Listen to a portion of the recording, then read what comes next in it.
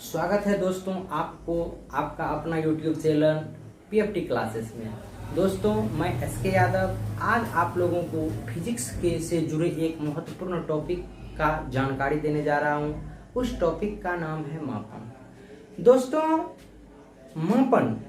मापन का अर्थ है किसी वस्तु को मापना।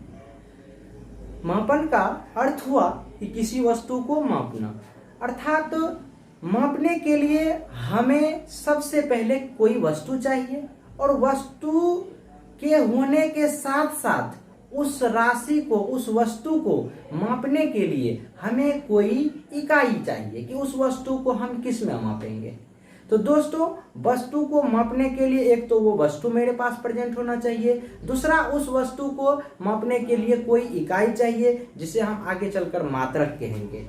तो फिजिक्स की भाषा में हम लोग जिस भी वस्तु को मापते हैं उसको दोस्तों हम लोग भौतिक राशियां कहते हैं। क्या कहते हैं दोस्तों? हम लोग उसको भौतिक राशियां, यानी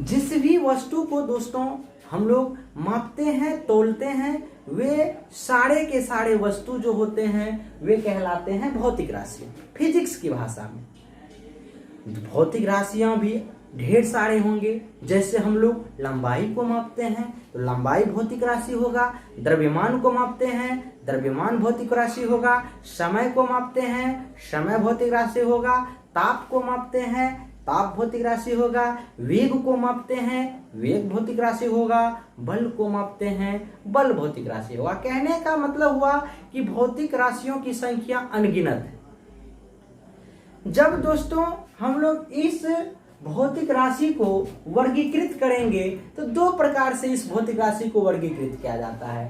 पहला उत्पत्ति के दृष्टिकोण से। उत्पत्ति के दृष्टिकोण से ये भौतिक राशि जो होते हैं, ये भौतिक राशि दो प्रकार के होते हैं। एक को हम लोग कहते हैं मूल भौतिक राशि, मूल भौतिक राशि। इसी का दूसरा नाम है मूल भौतिक राशि बोलिए, या इसी का दूसरा नाम है आधारी भौतिक। दूसरा है आपको व्युत्पन्न भौतिक राशि। दूसरे का क्या नाम है? व्युत्पन्न भौतिक राशि, है ना, जिसको हम लोग अंग्रेजी में कहते हैं ड्राइव्ड फिजिकल क्वांटिटी।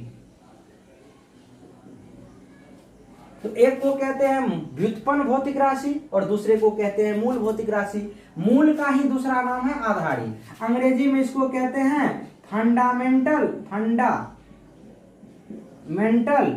और basic quantity, basic physical quantity. अर्थात उत्पत्ति के दृष्टिकोण से दोस्तों भौतिक राशियों को दो वर्गों में वर्गीकृत किया गया है। एक का नाम है मूल भौतिक राशि और दूसरे का नाम है व्युत्पन्न भौतिक राशि।